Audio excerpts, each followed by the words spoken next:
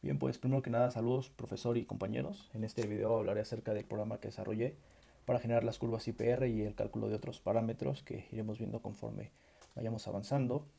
Veremos también de forma breve la estructura del programa y bueno, comentaremos otras cosas como qué software utilicé para el desarrollo del programa, la instalación de este software, la manera de ejecutar el programa y pues finalmente veremos la ejecución del programa, ¿no? Con unos ejemplos, con casos prácticos tomados de la clase y de algunos de algunas tesis que encontré. Y bien, pues como primer punto hablaremos de la instalación del software, la cual es realmente muy sencilla. Lo que tenemos que hacer es ingresar a la página de softwares de la UNAM, softwares que son pues en su mayoría gratuitos, si no es que todos. Posteriormente vamos a la barra donde nos da la opción de buscar productos y ahí ingresamos MATLAB, el nombre del software que es MATLAB. Ok, posterior a esto se nos va a desplegar pues otra página en donde viene la descripción del producto, etcétera, etcétera, ¿no? En la siguiente imagen se muestran las instrucciones, donde pues vemos que tenemos que generar una cuenta de MathWorks para poder tener posteriormente una licencia, ¿no? Cabe destacar que como aquí lo indica, esta cuenta la tenemos que generar con el correo institucional para que pues las licencias sí se nos autoricen, ¿no? Ya los siguientes pasos pues es verificar la cuenta, descargar el software y pues ya prácticamente nos podemos poner a trabajar sin ningún problema, ¿no? Muy bien, pues ahora hablaremos acerca del desarrollo del programa. En pantalla se muestra pues lo que es la interfaz principal del programa. Tenemos la ventana de comandos, la ventana de edición, que es la que se encuentra en la parte superior central. En la parte inferior izquierda tenemos el espacio de trabajo en donde pues vamos a ir viendo todos los valores que van a tomar nuestras variables, nuestros vectores, etcétera, ¿no? En la parte superior izquierda tenemos el nombre de cada uno de los archivos para seleccionarlo. En la parte superior, pues ya en la barra de herramientas como tal, pues tenemos la opción de correr el programa, regresar, guardar, etcétera, ¿no? Y bien, pues el primer comando que vamos a usar es el que se muestra en la parte inferior de la pantalla, ahí en la ventana de comandos. Vamos a generar una GUI en blanco, en donde vamos a ir agregando cada uno de los botones, tanto para que el usuario ingrese los valores en su interfaz y para que se muestren los resultados ya en pantalla, ¿no? Valores pues numéricos en forma de texto o ya como tal en gráficas. Y bueno, pues aquí tenemos la interfaz de edición de nuestra GUI. En la parte izquierda vemos todos los botones. Yo ocupé Pop-up Menu, Static Text y Edit Text para la generación de mi programa. De igual forma, tuve que agregar un Access para graficar los resultados y pues que se mostraran en pantalla para el usuario, ¿no? Y bueno, pues así es como me quedó mi GUI en cuanto a la edición. Tiene muchísimos botones, pero para ello coloqué detrás de estos botones unos paneles para distinguir entre pues qué hace cada botón, ¿no? Para qué métodos se utilizan, como pues ya lo veremos posteriormente. Como lo observaron en la imagen anterior, también fue necesario agregar un push button en el editor de la GUI para que bueno, pues este funcionara como el activador del programa, que lo hiciera prácticamente pues correr, ¿no? Ok, con eso y con la ayuda del pop-up menú, este, mm, asignamos valores dependiendo del método utilizado en el pop-up menú y con esto pues bueno, abrimos un switch que en la opción del método que seleccionemos en el menú pues va a entrar directamente a ese método, va a tomar esas variables, va a tomar ese proceso y va a arrojar valores de ese proceso. Y bueno, para explicarles un poco más a detalle, ahí tenemos la imagen de nuestro pop-up menú en donde tenemos los 13 métodos, ¿no? El método uno cuando se elige, pues guarda en el código un valor numérico que es equivalente al uno. Cuando se toma el método 2 guarda un valor numérico equivalente a 2 y así respectivamente. ¿Ok? Con ese valor numérico vamos a entrar a la parte del switch que corresponda, ya sea para el caso 1, caso 2, caso 3. En cada caso viene la función que guarda las variables que vas a utilizar, hace el proceso correspondiente y pues finalmente da los datos de salida en el lugar indicado, ¿no? Ya sea en la gráfica, ya sea en las columnas o en donde tenga que ir el valor.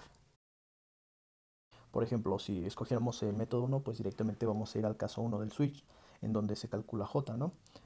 Vemos que en la parte de arriba, en la parte superior, pues tenemos los comandos para guardar el valor numérico de cada una de las variables y podamos pues trabajar. Ok, una vez que se hace el proceso, ahí en el caso 1, vamos a guardar el valor y le estamos indicando con ese comando que lo imprima en el botón número 40. Ok, pues ahora veamos el caso 5, es un caso relativamente más complejo, es el método de Vogel, donde, bueno, lo primero que hacemos es calcular el valor de Qmax. Posteriormente generamos dos vectores para facilitar los cálculos que haremos a continuación. El primer vector pues contiene en todos sus espacios el valor de la PWS y es de tamaño PWS. El segundo vector por su parte es del tamaño de PWS, pero este empieza en el 0 y va con saltos de 1 en 1. Esto para generar el vector que contenga todas las presiones de fondo fluyendo. Ok, bueno, pues generamos un tercer vector a través de la operación que implica el método ya como tal de Vogel. Este vector va a almacenar todos los datos calculados de los gastos asociados a las presiones de fondo fluyendo, ¿no? Y bueno, pues es aquí donde aprovechamos la creación de los vectores anteriores, ya que de esta manera no fue necesario incluir los ciclos for para realizar los cálculos. Como trabajaba con vectores, pues para cada valor de cada celda hacía el cálculo diferenciando los datos. Y bueno, pues lo que corresponde de la línea 289 hasta la 310, pues fueron netamente para crear una tabla con valores aleatorios, los cuales estuvieran en un rango establecido por el 0 y la PWS, bueno, como lo hacíamos prácticamente en clase, la cual mostraba distintas PWFs o presiones de fondo fluyendo con sus gastos correspondientes. Y bueno, respecto a la línea 312, pues lo que hace es calcular un gasto a una presión de fondo fluyendo dada por el usuario, la que él desee, siempre y cuando es en el rango de 0 hasta el valor máximo, que es la presión estática del yacimiento, presión promedio del yacimiento o PWS. Y bueno, posterior a esto, con el comando que se encuentra en la línea 314, se imprime este valor en la interfaz. Y ya para finalizar con este método, pues en la línea 318 le indicamos que queremos graficar en Access 1. En el comando que está en la línea 319, pues ya mandamos a graficar lo que vendría siendo el vector del gasto calculado contra el vector de la presión de fondo fluyendo. Los últimos dos líneas de comando pues son para ponerle etiquetas a los ejes o más que nada para nombrar los ejes, ¿no? Y bien, pues finalmente resolveremos algunos problemas con el programa y para ello utilizaremos solamente dos métodos, esto por cuestiones de tiempo.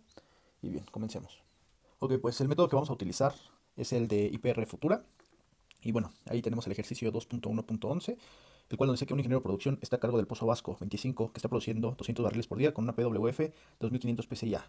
La PWS es de 3000 psi-A y se conoce que la presión de burbuja es igual a 3000 psi-A. El ingeniero desea conocer el gasto que tendrá el pozo cuando la PWS se reduzca a 2000 psi-A y tenga una PWF de 1000 psi-A.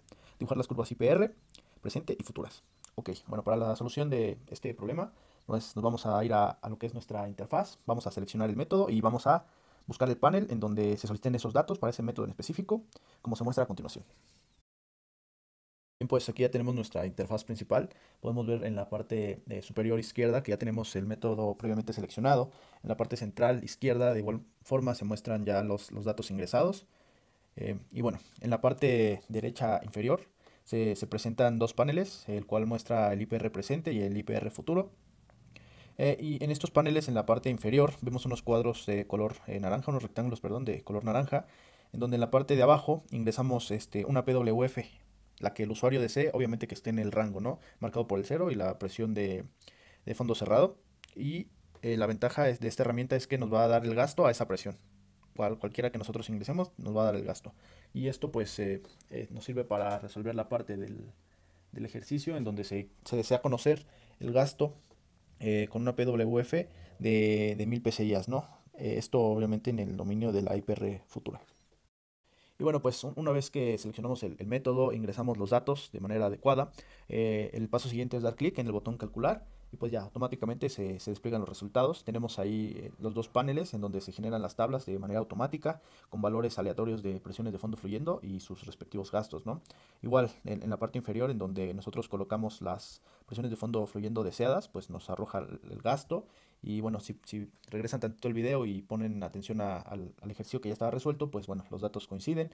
En la parte superior derecha se muestra igual la gráfica del IPR, ahí en color azul, como lo indica IPR actual, y en color naranja, por ahí sí, se muestra la IPR futura, ¿no? Y bueno, pues esto sería todo por este método y este ejercicio.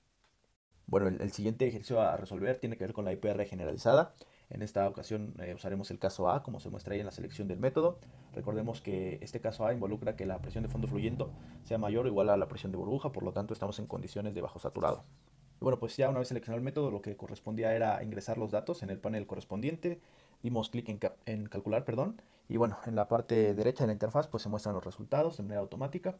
Vemos ahí en la gráfica que corta una línea en la presión de burbuja y vemos que ahí, justo en ese punto, se pierde el comportamiento lineal y pues ya los cálculos se hacen con los métodos correspondientes. En el panel de la parte de abajo de la gráfica, pues vemos la tabla que igual se genera automáticamente con valores aleatorios de la presión de fondo fluyendo y sus correspondientes gastos, ¿no? Aquí para rectificar un poquito los datos, para comprobar, pues ingresamos la presión de fondo fluyendo de 3000 a la cual pues ya conocemos el gasto, ¿no? Y vemos que coincide, entonces pues todos los datos son correctos, ¿no? Tanto ese, de que es un valor aleatorio, como los generados por la tabla.